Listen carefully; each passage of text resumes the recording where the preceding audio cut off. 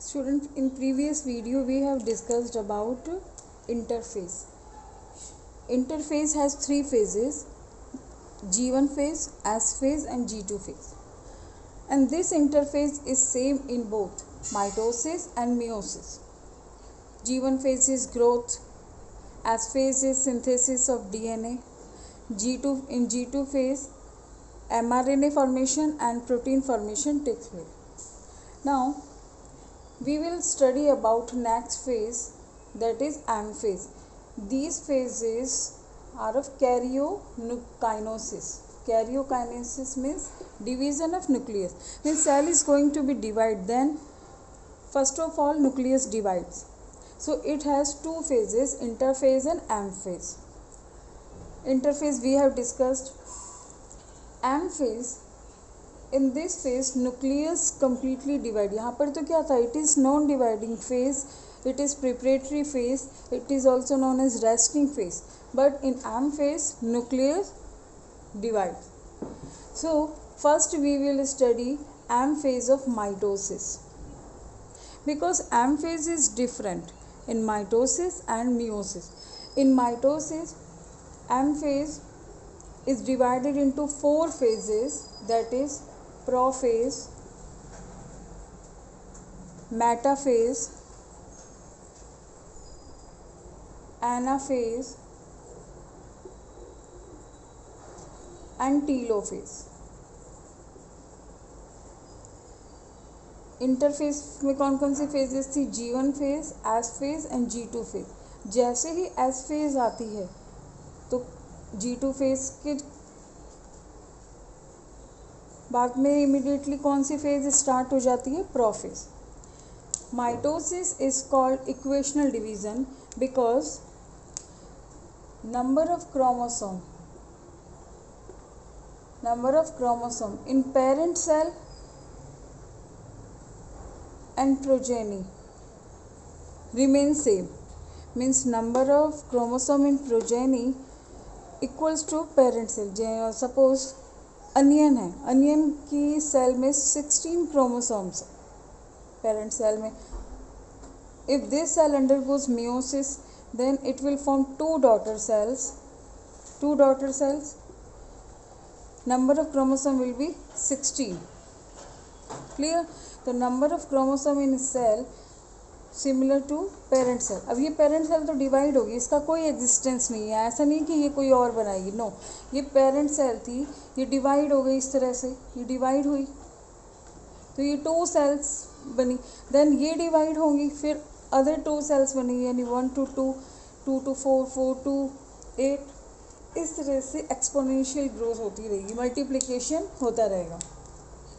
So mitosis में M phase में first we will see prophase. We will start these phases from interphase because we have to connect these phases with interphase. कि interphase में क्या था जो prophase में ऐसा हुआ. Clear? What happens in interphase? Suppose this is cell. Cell has nucleus. In interphase, DNA synthesize. So DNA and protein collectively form chromatin. This is chromatin. Tangled form में है, ये इस तरह से tangled है. And this is nucleolus. Nucleus हमने cell में पढ़ा था कि nucleus के अंदर एक स्ट्रक्चर होती है, that is nucleolus. अब इन इंटरफेस क्या होता है, ये क्रोमेटिन जो है, ये डीएनए प्लस प्रोटीन, ये इस तरह से chromatin thread like structure form हुई है, अनटैंगल्ड है, क्लियर नहीं है. न्यूक्लियोलस से न्यूक्लियर मेम्ब्रेन है और यहाँ पर सेंट्रियोल्स का भी फॉर्मेशन हो जाता है. देखिए सेंट्रियोल क्या होता है कि 1 सेंट्रोसोम कंसिस्ट 2 सेंट्रियोल्स. तो ये 2 सेंट्रियोल्स जो हैं ये आउट हो जाते हैं इस तरह से. ये सेंट्रियोल्स यहाँ पर आ गए साइटोप्लाज्म. ये कौन सी फेज है? इंटरफेज में यहाँ तक आ गया.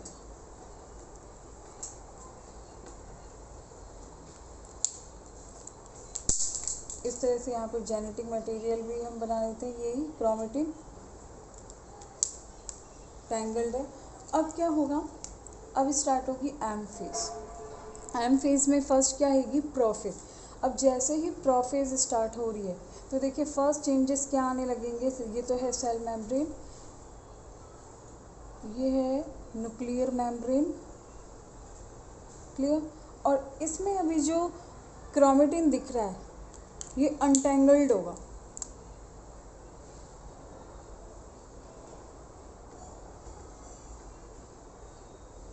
है लॉन्ग थ्रेड लाइक। इस तरह से ये क्रोमोसोम्स बनना स्टार्ट हो गए।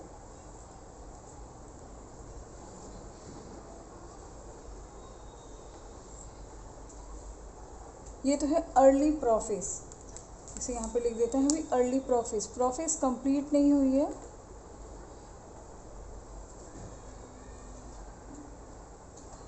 और सेंट्रियोल जो है they move towards to the pole, they start moving towards the pole. अब जब कंप्लीट हो जाएगी प्रोफेज में क्या होगा एक्चुअल में, देखिए प्रोफेज के फीचर्स होते हैं first of all nuclear membrane start disappearing. ये न्यूक्लियर मेम्ब्रेन जो है ये डिसअपीयर होना स्टार्ट हो जाएगी। यहाँ पे जो न्यूक्लियोलस है इट ऑल्सो स्टार्ट डिसअपीयरिंग, ये भी डिसअपीयर हो रही है। एंड सेंट्रियोल्स कहाँ पहुँच जाएंगे, पोल्स पर। इस तरह से अपोजिट पोल पर आ गए। और क्रोमोसोम्स जो हैं ये क्रोमोसोम्स भी नहीं कहेंगे हम इन्हें, लॉन्ग थ्रेड लाइक ये कम्प्लीटली क्या हो गए, अनटेंगल्ड।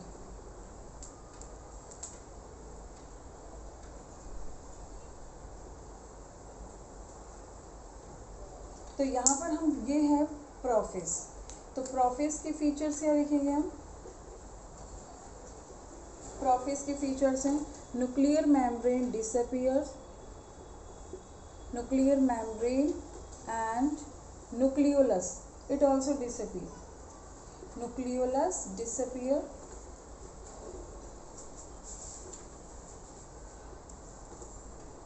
chromatin untangled,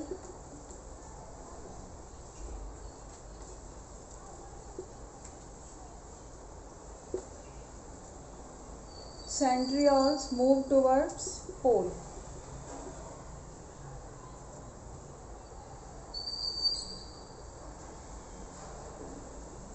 clear.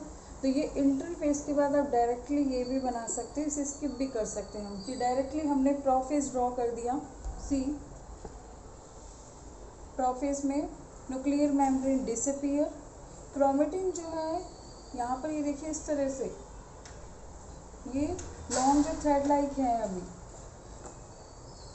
अब क्या होगा इनका कंडेंसेशन भी स्टार्ट हो जाता है। इंटरफेस में तो ये क्या होते हैं कि ये टैंगल्ड होते हैं, अब यहाँ पर ये अनटेंगल होना स्टार्ट हो जाते हैं, प्रोफेज में हो जाते हैं। और यहाँ पर क्या होगा कि ये कंडेंसेशन भी होता है इनका। कंडेंसेशन क्यों होगा कि ये भी जब क्रोमेटिन में से वाटर लॉस होगा तो क्रोमोसोम्स जो हैं वो क्या होने लग जाएंगे, कंडेंस होने लग जाएंगे। तो हम ये भी पॉइंट लिख देते हैं कि क्रोमोसोम जो क्रोमेटिड्स हैं यहाँ पे कंडेंस होंगे, chromatin condense due to loss of water यानी डिहाइड्रेशन की वजह से।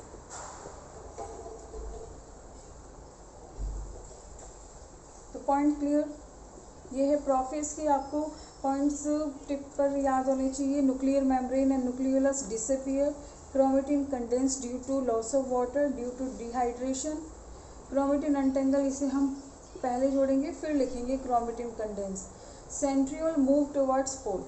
तो ये हो गई है प्रोफेज। इसे इरेज कर देते हैं। अब इसके नेक्स्ट वाली भी हम ड्रॉ करते हैं।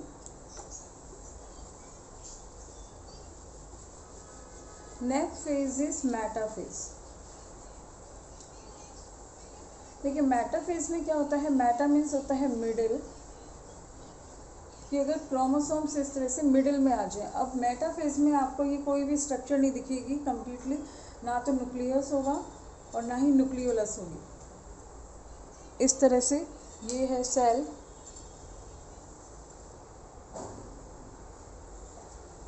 और यहाँ पर ये क्रोमोसोम्स जो हैं ये मिडिल में आ गए। अब ये मिडिल में क्यों आ जाते हैं, वैसे तो ऑल क्रोमोसोम्स आ जाते हैं, मैंने इस तरह से सिर्फ 2 ही 2 ही क्रोमोसोम्स ड्रॉ किए हैं, 1 and 2। देखिए क्रोमोसोम्स में आप समझ लीजिए, स्टूडेंट फिर कंफ्यूज हो जाते हैं कि ये क्रोमोसोम्स क्या होते हैं, क्रोमेटिड क्या होता है। ये एक सिंगल जो आर्म है, it is called chromatid. When 2 chromatid join with kinetochore और centromere, that is called chromosome. Clear? तो यहाँ पे ये क्या है, क्रोमोसोम। और अगर हम ये ड्रॉ करते हैं तो ये होती है सिस्टर क्रोमेटिड, ना कि ये दूसरा क्रोमोसोम। ये क्या होगा, ये सिस्टर क्रोमेटिड, ये दोनों सिस्टर क्रोमेटिड। क्रोमोसोम नंबर तब भी 1 है ये, और इस केस में भी 1 है। ऐसा नहीं है कि क्रोमोसोम 2 है, नो। तो यहाँ पे कितने क्रोमोसोम्स हैं, 2 क्रोमोसोम्स हैं यहाँ पर ड्रॉ किए हैं। एक्चुअल में तो जितने भी क्रोमोसोम्स होते हैं ह्यूमन बॉडी में, वो सब अरेंज हो जाते हैं इस तरह से। मिडिल मतलब यहाँ पे इक्वेटर हम मान सकते हैं कि इस तरह से इक्वेटर पर ये अरेंज हो गए हैं, जैसे मिडिल लाइन पर। और ये क्यों हो गए हैं, बिकॉज पोल पर क्या है, सेंट्रियोल। ये सेंट्रियोल है, सेंट्रियोल से फॉर्मेशन हो रहा है स्पिंडल फाइबर का। ये स्पिंडल फाइबर होल्ड कर लेते हैं काइनेटोकोर को। काइनेटोकोर वो स्ट्रक्चर होती है जो ये क्रोमेटिड जिससे स्टेबल है, होल्ड किए हुए। ये देखिए, ये काइनेटोकोर, ये है स्पिंडल फाइबर। लेबल कर देते हैं, this is spindle fibre, this is kinetochore, and what is this is centriole. अब आपको देखिए कोई स्ट्रक्चर दिख रही है, न्यूक्लियर मेम्ब्रेन या न्यूक्लियोलस, कुछ स्ट्रक्चर नहीं दिख रही है। ये क्या दिख रहे हैं, क्रोमोसोम्स। तो ये कौन सी स्टेज है, मेटाफेज। अब यहाँ पे देखिए कंप्लीटली कंडेंस है। कंडेंस मतलब इनकी जो क्रोमेटिड की आर्म है वो भी शॉर्ट हो गई है, थिक भी हो गए हैं क्रोमोसोम। और मेटाफेज का जो एक फीचर है मेन, कि chromosome arrange in the middle, arrange at the middle plate, that's why it is called metaphase. Meta means middle and phase मतलब इस फेज में। ये एक मेटाफेज होती है जिसमें क्रोमोसोम्स विजिबल होते हैं। यानी अगर हम किसी भी सेल में क्रोमोसोम देखना चाहें कि कितने क्रोमोसोम प्रेजेंट है, तो इस स्टेज में देख सकते हैं। यानी metaphase is suitable phase to visualise the chromosomes, to calculate the number of chromosome. तो ये हो गया मेटाफेज। नेक्स्ट फेज आती है एनाफेज। एनाफेज में क्या होता है,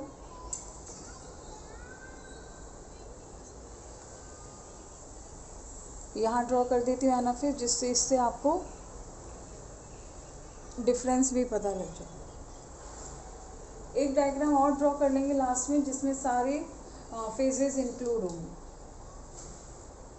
अब एनाफेज, ये है सेल मेम्ब्रेन। अब एनाफेज में भी क्या होगा, कोई न्यूक्लियस और न्यूक्लियर मेम्ब्रेन स्ट्रक्चर नहीं है। यहाँ पर क्या होते हैं कि जो स्पिंडल फाइबर्स होते हैं, ये जब होल्ड करते हैं तो एक ये अपने मतलब फोर्स लगता है, तो उस अट्रैक्शन फोर्स से ये क्या करते हैं, क्रोमेटिड्स को अपनी तरफ ड्रैग करते हैं। अपनी तरफ पुल करेंगे तो यहाँ से क्या हो जाएगा, ये क्रोमेटिड्स जो हैं सेपरेट हो जाएंगे। और क्रोमेटिड सेपरेट होंगे इस तरह से। देखिए ये एक ही क्रोमोसोम था, और यहाँ पर इस स्पिंडल फाइबर ने इस तरफ पुल किया और इस सेंट्रियोल ने इस तरफ पुल किया, तो क्या हो जाएगा, सेपरेशन हो जाएगा क्रोमोसोम का। यानी क्रोमोसोम यानी काइनेटोकोर स्प्लिट हो गया, सेंट्रोमियर क्या हो गया, स्प्लिट हो गया। सेंट्रोमियर या kinetochore split. In which phase, anaphase.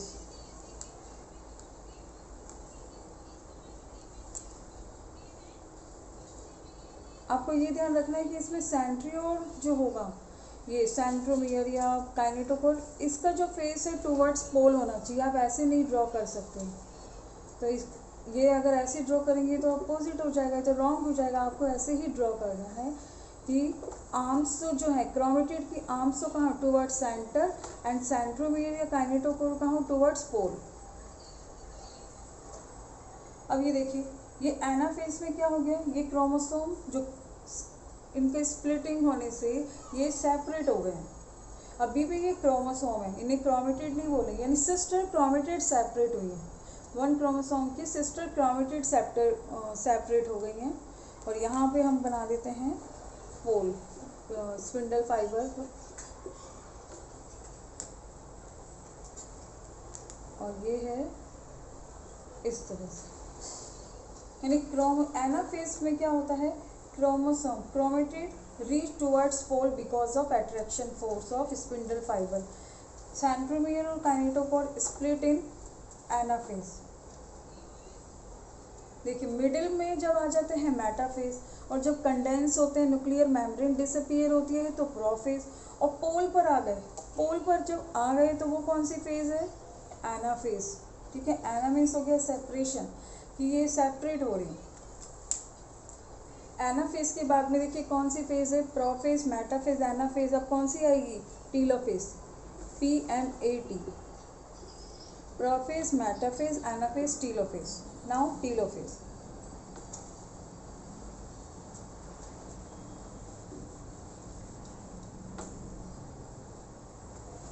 Telophase यहाँ ड्रॉ कर लेते हैं।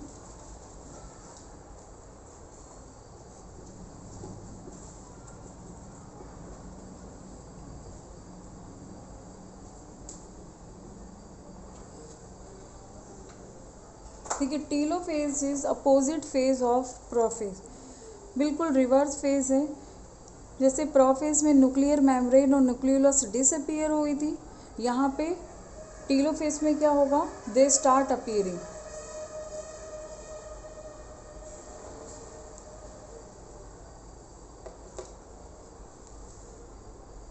They start appearing. ये देखिए ये न्यूक्लियर मेम्ब्रेन अपीयर हो गई हैं अराउंड द क्रोमोसोम्स।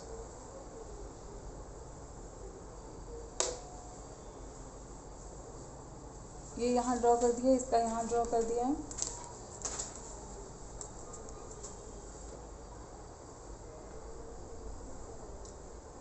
क्लियर, यानी यहाँ पर तो मैंने क्लियर दिखाए हैं क्रोमोसोम, एक्चुअल में ये क्या होते हैं, यहाँ पे क्रोमोसोम जो होते हैं वो डाइल्यूट होना स्टार्ट हो जाते हैं और वही लॉन्ग थ्रेड लाइक स्ट्रक्चर जैसे पहले थी इंटरफेस में थी इस तरह से बनने लग जाते हैं। न्यूक्लियोलस ऑल्सो अपीयर्स इन न्यूक्लियस। अब ये देखिए न्यूक्लियस स्प्लिट हुआ, हम क्या पढ़ रहे हैं, कैरियोकाइनेसिस। कैरियोकाइनेसिस मीन्स न्यूक्लियस का डिवीज़न। तो न्यूक्लियस देखिए कैसे डिवाइड हुआ, पहले तो न्यूक्लियर मेम्ब्रेन को गायब कर दिया, मतलब गायब हो जाती है। फिर उसके बाद में क्रोमोसोम्स मिडिल में आ गए। फिर उसके बाद में क्या हो गया, क्रोमोसोम्स जो हैं सेंट्रो जो मियर है वो स्प्लिट हो गया। देन न्यूक्लियर मेम्ब्रेन वापस आ गई, तो ये 2 न्यूक्लियस बन गए, 2 न्यूक्लियाई। वन सेल के अंदर कितने न्यूक्लियाई हैं, 2 न्यूक्लियाई। तो ये न्यूक्लियस डिवीज़न हो गया, यानी कैरियोकाइनेसिस हो गया। अब सेंट्रियोल कहाँ गए, सेंट्रियोल जो है वो डिसॉल्व हो जाते हैं साइटोप्लाज्म में। तो यहाँ पर इनके पॉइंट्स लिख लेते हैं। टीलोफेज में क्या होता है, nuclear membrane and nucleolus appear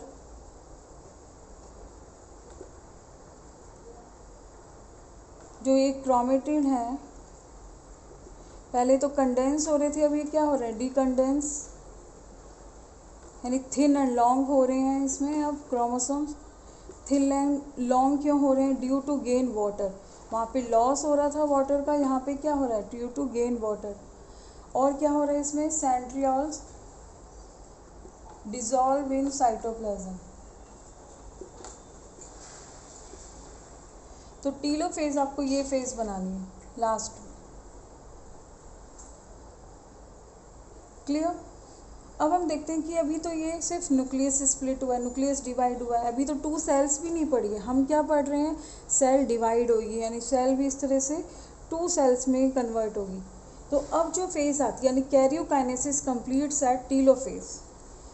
which phase is reverse phase of prophase, that you will write telophase.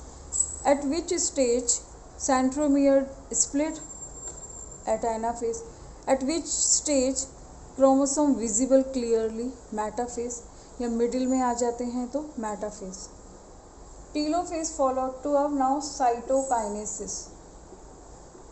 Cytokinesis means division of cell, अब सेल डिवाइड होगी। देखिए साइटोकाइनेसिस जो होता है वो 2 टाइप्स का होता है। जैसे एनिमल सेल में तो सेल फरो फॉर्म होगी,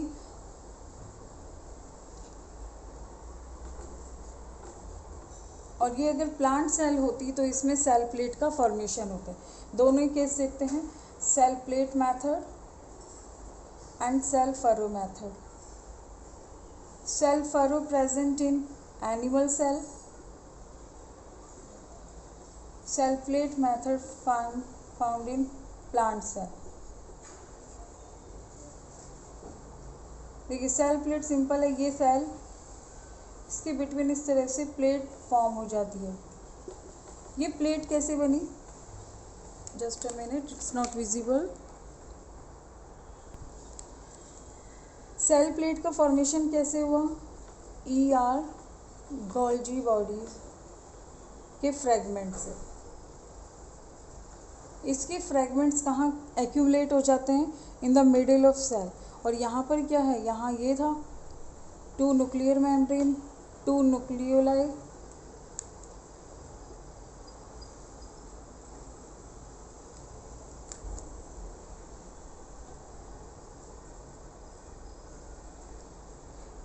तो इसे हम कहते हैं सेल प्लेट।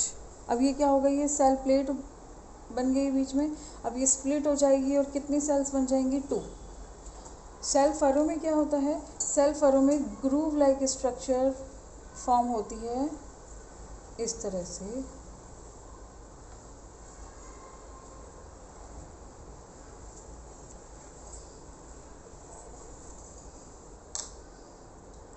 यहाँ पर ये सेल जो है, मान लीजिए एनिमल सेल होती तो इस तरह से बनते। एक चीज़ हो, ये सेंट्रियोल जो होते हैं ये प्लांट सेल में एब्सेंट होते हैं, ऐसा कोई सेंट्रियोल फॉर्मेशन नहीं होता है किसमें, प्लांट सेल में, बट एनिमल सेल में ये बनेंगे। तो प्लांट सेल में कैसे न्यूक्लियस, फिर जो क्रोमोसोम स्प्लिट होते हैं, स्पिंडल फाइबर्स होते हैं, बट सेंट्रियोल तरह का कोई ऑर्गेनल नहीं होता है।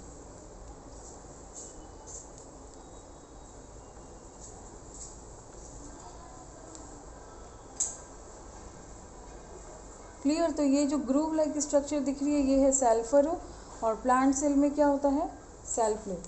तब ये ग्रूव जो है ये टच हो जाएगी और कितनी सेल्स बन जाएंगी, 2 सेल्स। ये न्यूक्लियोलस, अब इस तरह से, ये इस तरह से हो गई और फिर सेपरेशन हो गया, कितनी सेल हो गई, 2।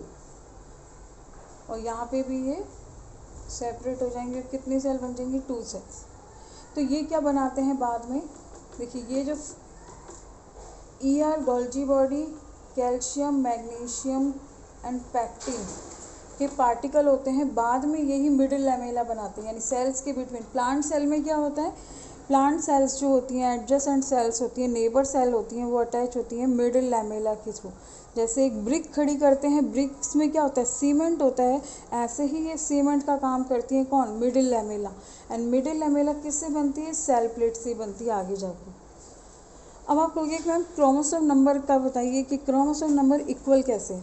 जब हमने ये क्रोमोसोम यहाँ पर देखिए हाफ नहीं हुए, ये भी इस तरह से था, मान लीजिए ये 1, आप मेटाफेज में देखेंगे कितने क्रोमोसोम से एक सेल में, ये थी metaphase 2 chromosome suppose, clear, 2 chromosome.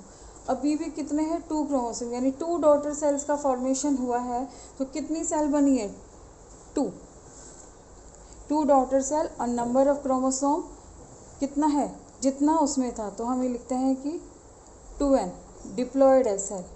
जब क्रोमोसोम नंबर बिल्कुल पेरेंट सेल जैसा ही है तो सेल कैसी है, डिप्लॉयड। और ये क्या है, डॉटर सेल्स इसे बोलते हैं। तो क्लियर हुआ माइटोसिस आपको, कि माइटोसिस में हमने 4 फेजेस पढ़ी एम फेज में, प्रोफेज, मेटाफेज, एनाफेज, टीलोफेज, इनके फीचर्स भी डिस्कस किए। Mitosis is called as equational division because number of chromosome remain same as parent cell. Second, mitosis होता कब है, देखिए जो जहाँ पर भी गैमेट फॉर्मेशन आता है वहाँ हमेशा होता है मियोसिस, क्योंकि क्रोमोसोम नंबर हाफ होता है। उस गैमेट फॉर्मेशन को छोड़कर पूरी बॉडी में जो डिवीज़न होता है वो कौन सा होता है? माइटोसिस। यानी अगर सेल ग्रोथ कर रही हैं, यानी हम जब 1 ईयर 2 ईयर के थे, हम छोटे हुए फिर बड़े हो रहे हैं, तो कौन सा डिवीज़न हो रहा है?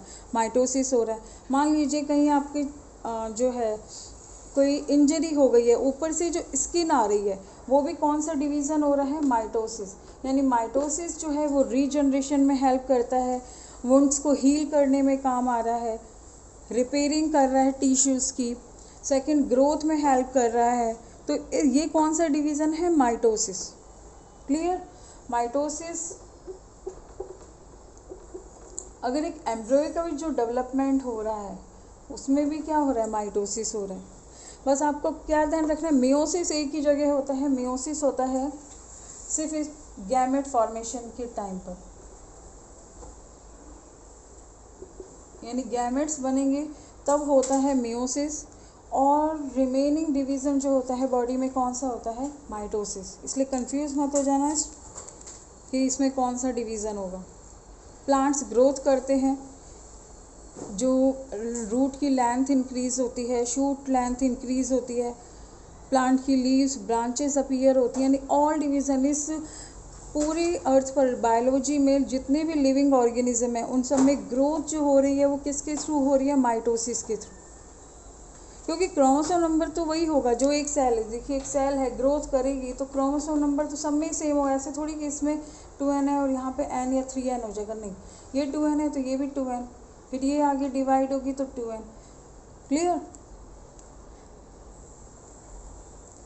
तो इसलिए इसे कहते हैं equational division. Okay student, thank you very much.